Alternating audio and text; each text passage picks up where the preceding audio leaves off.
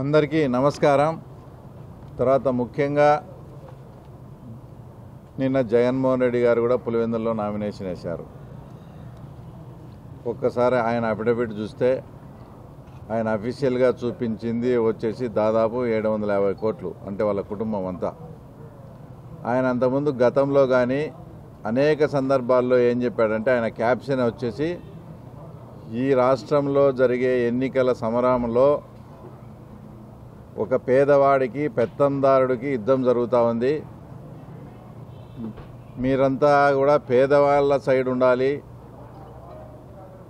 అనేటువంటి క్యాప్షన్ మొత్తం. అంటే ఎక్కడ చూసినా పోస్టర్స్లో పేదవాడికి పెత్తందారుడికి పోటీ అన్నట్టు, అంటే తెలుగుదేశం వాళ్ళు వచ్చేసి పెత్తందారులు అయినట్లు, ఆయన పేదవాడికి రిప్రజెంటేటివ్ అయినట్టు ఆయన మాట్లాడడం జరిగింది. అసలు రాష్ట్రంలో ఉండే పెత్తందారి వాళ్ళకే వచ్చేసి జగన్మోహన్ రెడ్డి ఒక రిప్రజెంటేటర్గా ఉంటూ ఆయన పేదవాడి సైడ్ ఉన్నట్లు మాట్లాడుతూ ఉన్నాడు.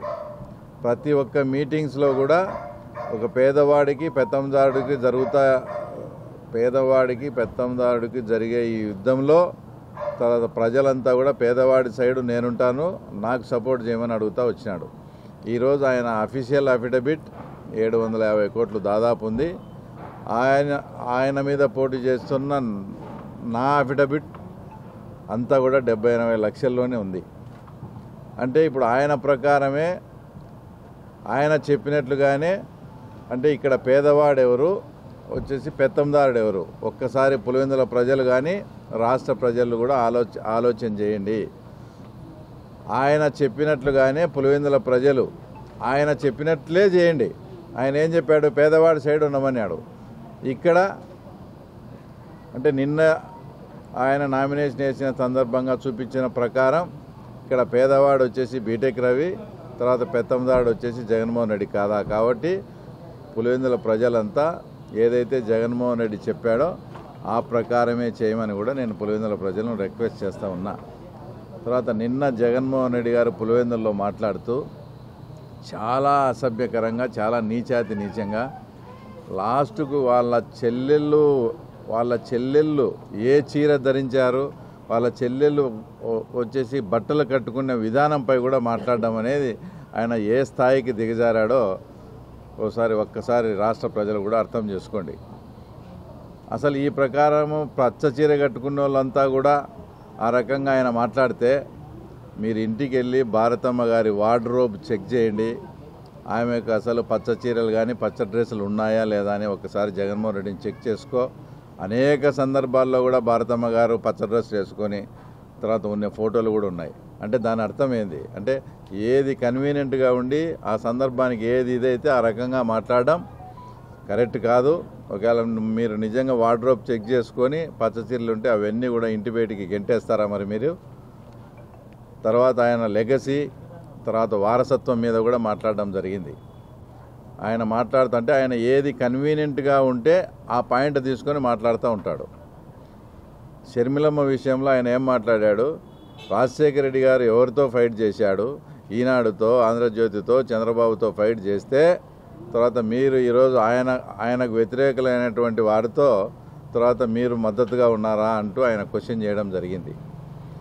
ఇదే పాయింట్ మేము సూటిగా ప్రశ్నిస్తూ ఉన్నాం.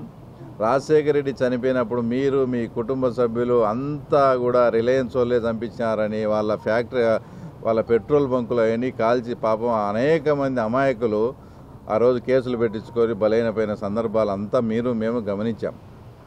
అదే జగన్మోహన్ రెడ్డి అధికార పార్టీలోకి వచ్చినాక అదే ముఖేష్ అంబానీని ఇంటికి పిలిపించుకొని వాళ్ళ రిప్రజెంటేటర్ అయినటువంటి పరిమళ నత్వానికి మీరు రాజ్యసభ సీట్ ఇవ్వలేదా? అంటే మీరు ఏది కన్వీనియంట్ ఉంటే ఆ రకంగా మాట్లాడితే ఎట్లా? ఇంకో పాయింట్ ఏంటంటే, ఇట్లా వీళ్ళ మీద ఫైట్ చేస్తున్నాడు మాది అది ఇదని చెప్పుకునే మీరు, అంటే వారసత్వం గురించి వచ్చినప్పుడు చెప్తున్నాను. వారసత్వం అనేది రాజశేఖర రెడ్డి ఏ పార్టీలో ఉండి ఫైట్ చేశాడు, ఏ పార్టీ అభ్యున్నత కోసం ఫైట్ చేశాడు, ఎవరిని ప్రధానమంత్రి చేయాలని ఆయన ఫైట్ చేశాడు? రాహుల్ గాంధీని ప్రధానమంత్రిని చేయాలా? ఆయన ఉన్నెన్నాళ్ళు కాంగ్రెస్ పార్టీలోనే ఉన్నాడు. అదే కాంగ్రెస్ పార్టీలకి ఈరోజు షర్మిలమ్మ ఉంది కాబట్టి ఆయన లెగసీ కోసం మాట్లాడడంలో ఫైట్ చేయడంలో అర్థం ఉంది. ఈయన కాంగ్రెస్ పార్టీ నుంచి వ్యతిరేకంగా వచ్చి తర్వాత మళ్ళీ ఆయన ఏం చెప్తున్నాడు, కాంగ్రెస్ పార్టీ వాళ్ళే మా నాన్నని ఇరికించారు. నిన్న షర్మిలమ్మ మాట్లాడిన దానికి రాజశేఖర రెడ్డి గారి పేరు చేర్చితే సిబిఐ కేసులో జగన్ రెడ్డి సేఫ్ అవుతాడని జగన్మోహన్ రెడ్డి వాళ్ళ లాయరే దివంగత నేత అయినటువంటి రాజశేఖర రెడ్డి పేరు, అంటే చనిపోయిన వ్యక్తి పేరు కూడా తన స్వలాభం కోసం వాడుకునే వ్యక్తి జగన్మోహన్ రెడ్డి. ఈయన రాజశేఖర రెడ్డి లెగసీ గురించి కానీ తర్వాత వాళ్ళ గురించి కానీ మాట్లాడుతూ ఉన్నాడు.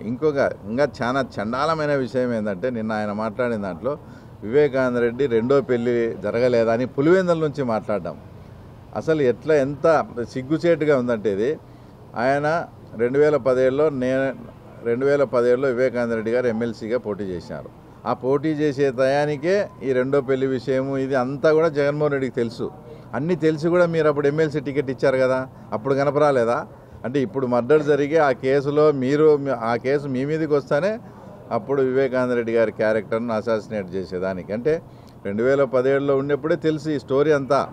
కానీ ఈరోజు మీరు మాట్లాడుతున్నారు ఇది 2017లో మేము పోటీ చేసేటప్పటికే మాకు ఈ సమాచారం ఉంది, మాకు ఇదంతా తెలిసి మేము అపోజిషన్ పార్టీ అయినా కూడా ఆయన వ్యక్తిగత జీవితము వ్యక్తిగత లైఫ్ గురించి మాట్లాడకూడదని మేము ఏ రోజు కూడా, మేము అపోజిషన్లో ఉన్నా కూడా, నా మీద పోటీ చేస్తానే కూడా ఆయన గురించి నేను ఇలా వ్యక్తిగతంగా మాట్లాడలే.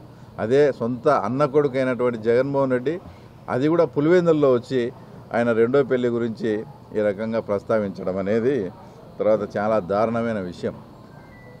ఇంకోటి ఏంటంటే, పులివెందులకు వచ్చినప్పుడు కూడా 2 రోజుల ముందు ప్లాస్టర్ లేదు, 2 రోజులకు వచ్చిన తర్వాత మళ్ళీ ప్లాస్టర్ పెట్టుకొని వచ్చాడు. అంటే అసలు పులివెందుల ప్రజల పట్ల ఆయనకి అంత అమాయకులు అనుకున్నాడా, లేక అంత వెర్రోళ్ళు అనుకున్నారా, లేక పులివెందుల్లో కూడా ప్లాస్టర్ వేసుకొని ఆ సానుభూతి సంపాదించుకొని పులివెందులో కూడా సానుభూతి ఓట్ల కోసం ఆయన ప్రయత్నం చేస్తూ ఉన్నాడంటే ఇంతకన్నా దారుణమైన విషయం.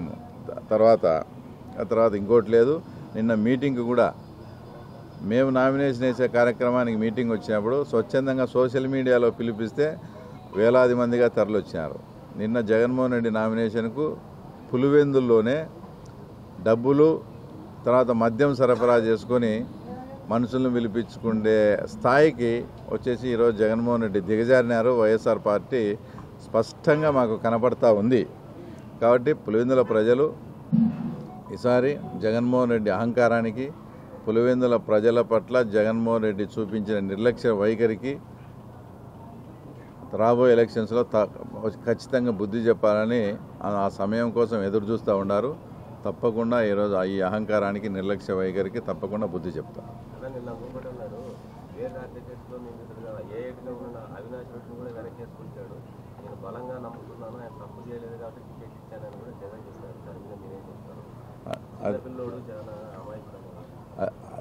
ఆయన చిన్నపిల్లోడు అని ఆయన దృష్టిలో చిన్నపిల్లోడు, దానికి సునీతమ్మ కూడా చిన్నపిల్లోడు అయితే బడికి పంపారని సోషల్ మీడియాలో, చిన్నపిల్లోడు అయితే లాలీపాప్ తీపిమని అవన్నీ మాట్లాడినారు సోషల్ మీడియాలో. కానీ ఆయన ఒక ముఖ్యమంత్రి స్థానంలో ఉన్నాడు. ముఖ్యమంత్రి స్థానంలో ఉన్నప్పుడు నువ్వు పార్టీ పెట్టుకునేప్పుడు ఆయన మీద ఆరోపణలు వచ్చినప్పుడు నైతిక బాధ్యత వహించి నువ్వు టికెట్ మామూలుగా అయితే ఇవ్వకూడదు. అయితే ఆయనకు టికెట్ ఇవ్వకుంటే వివేకానంద రెడ్డిది అదంతా చేసింది మేమే అని అనుకుంటారనో, ఆయన ఏ కారణం చేతనో టికెట్ ఇచ్చుకున్నాడు, అంతవరకు ఓకే.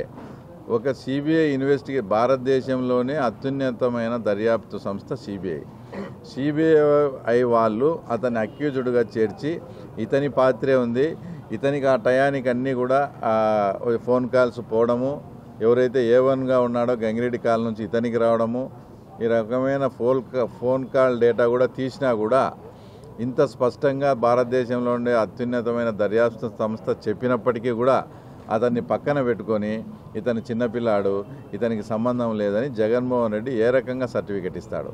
అది ఒక ముఖ్యమంత్రిగా ఆయనకు అవగాహన లేక వచ్చేసి చాలా చీప్గా అది వెనకేసుకొచ్చేదానికి మాట్లాడుతున్నాడు. కానీ అది చాలా చాలా ఘోరమైన అతను చేసిన తప్పది.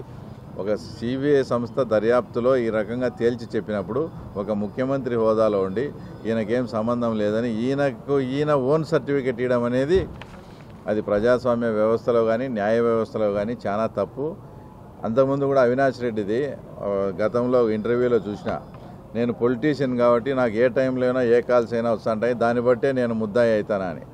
మీరు పొలిటీషియన్ కావచ్చు, ఏ టైంలో అయినా వస్తాయి కావచ్చు, మీకు కాల్స్ రావచ్చు, కానీ ఆ రోజు కాల్ డేటా గూగుల్ టేక్అవుట్లో మీరు చేసిన కాల్స్ ఉన్నాయి. అది అవినాష్ రెడ్డి గుర్తించకపోవడం ఆ చిన్న పాయింట్. ఎక్కడైనా నువ్వు ప్రజాస్వామ్యంలో ఎంపీగా ఉన్నప్పుడు నీకు కాల్స్ వచ్చాయనేది అది ఓకే, ఎవరైనా దాన్ని కాదనిలేము.